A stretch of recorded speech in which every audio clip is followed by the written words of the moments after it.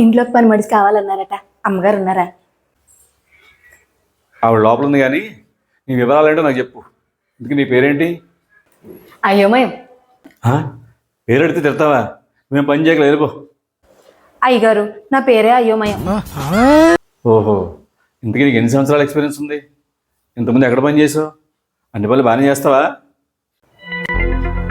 అయ్యో ఆగండి, వచ్చిన ప్రతి వాళ్ళని ఇలా బెదరగొట్టి పంపించేస్తే ఎలాగండి? పని చేసుకోలేక చస్తున్నాను నేను. నేనే పనమ్మాయి కావాలని చెప్పాను. ఆయన అలాగే అంటారు కానీ నువ్వేం పట్టించుకోకు. అట్లుంటది మనతోని. తన పేరు అడుగు. పేరు అడగవే. ఎందుకీ నీ పేరేంటి? అయ్యోమయం అండి. ఏంటి బాబన్న, ఇంకోసారి అన్న. అయ్యోమయం అండి. సరే గాని ఎందుకీ నీకు ఆ పేరు ఎందుకు పెట్టారు? అదా, నేను పుట్టినప్పుడు నా పేరేం పెట్టాలని మా అమ్మ అడిగితే అది కూడా తెలీదా అయ్యోమయం అన్నాడటండి మా అయ్య. అది బాగుందని అదే పెట్టించింది మా అమ్మ. ఓహో, బాగుంది.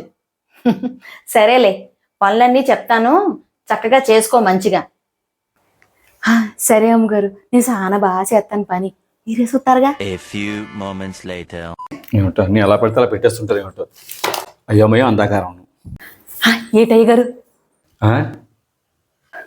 ఆగవే బాబు, ఆయన పిలిచింది నిన్ను కాదు, నన్ను తిట్టారు. ఏమిటో నువ్వు నీ పేరును చెప్పండి. అవునా అమ్మగారు?